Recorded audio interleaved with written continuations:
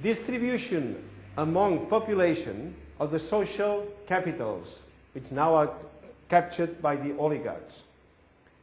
Justice gains access to the full data of criminal people.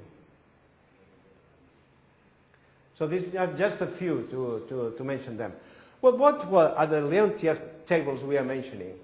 We were saying that we can control the complete the economy. And this is done with these tables invented by Vasily Leontief. And they contain, on one side, the origin of resources, and on the other side, where these resources have been applied, so the products. And by doing this matrix, you can know with a very, very high accuracy the economy of a country. This they tried to do in the Soviet Union because they had a centralized economy, so they thought they could do it. But it was very difficult because they were using, nevertheless, in spite of a centralized economy, they were using anonymous money, and not all transactions were recorded.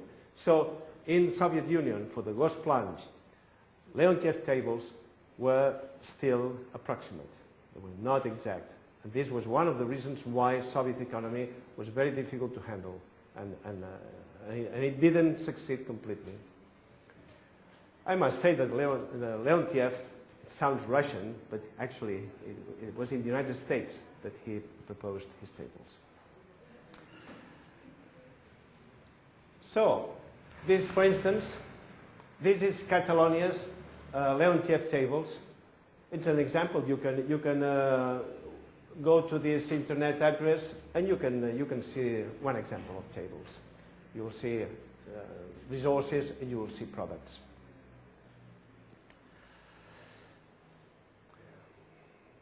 Often people ask me, but a basic rent, so a social salary, what's the point? You should get money if you work. If you don't work, why money?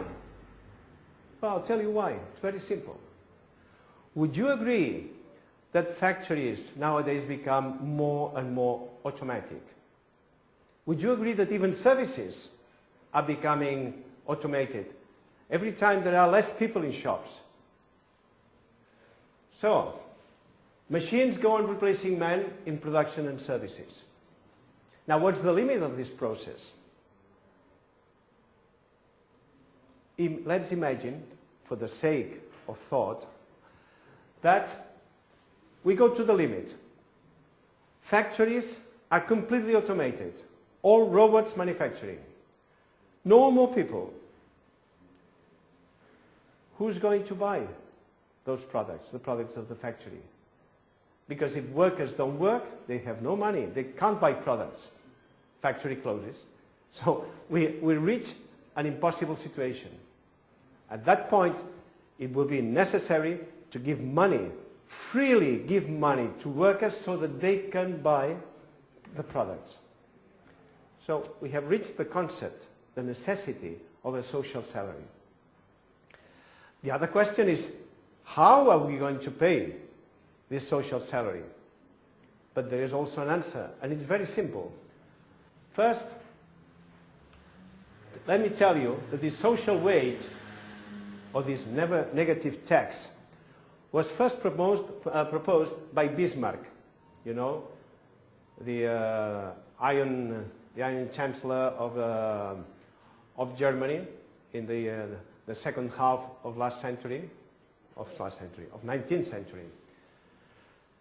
But then later, Maurice Allais was a French economist, and he worked very much to prove that this social rent was possible.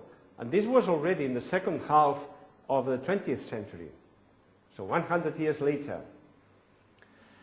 And his work was so important and so well done that he was awarded the Nobel Prize for Economy in 1988.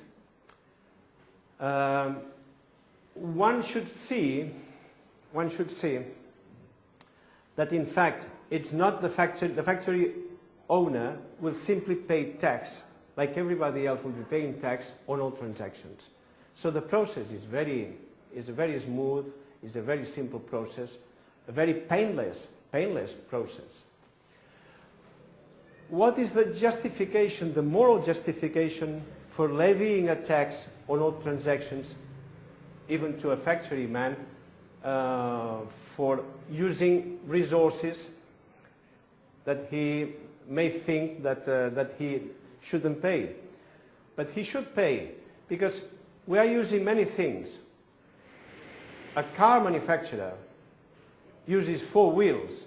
Okay, he buys the tires, he will buy the iron, he will buy everything. But where did he buy the idea of using a wheel? This is social thing. We all use wheels. Wheel dates from thousands of years ago. Yes, but he's using it for the factory, and it belongs to society. The idea belongs to society. The same as a road, the same as everything that is due to the education of people. He is paying the time of workers. He's paying for the time. He's not really paying for all the accumulated knowledge that that worker has and has acquired thanks to what his parents learned and everything, and so the whole of society learned, and all this knowledge has to be paid somehow.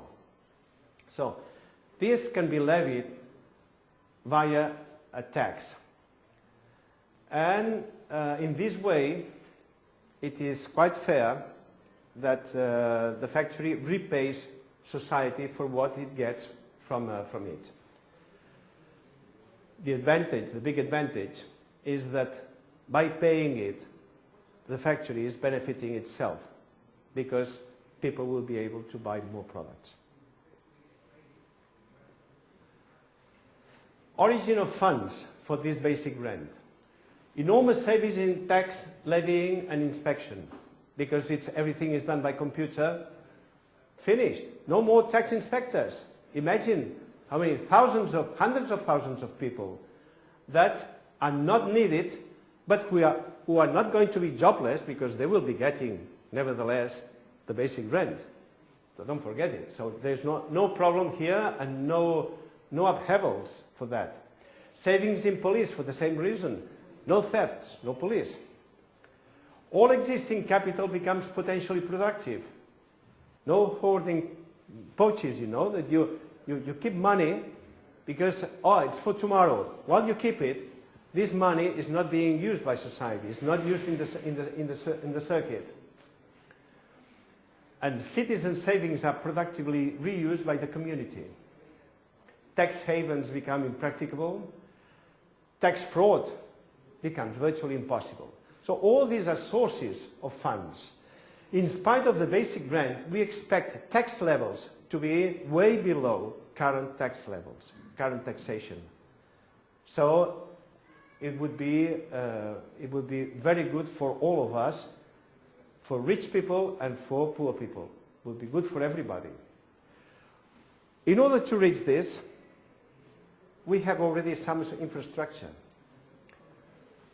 We have a computer network. We don't need to invent it. Internet is there. We have point-of-sale terminals, and we have credit cards, I could add. We have banks. We also have an independent justice and democracy. We have notaries, and we have auditors. All these we have. Which things we don't have? We have to create a new constitution. Agustí Chalaux created a complete constitution. His work is fantastic. I really recommend you to analyze it. This is a very summary introduction that I am making. I recommend you to study his constitution because it's very complete, very intelligent. We need a strong government to implement the system. Justice should be even more government independent than it is today. Today is too dependent on the Ministry of Justice. It should be really independent. The central banks should be really owned by the community.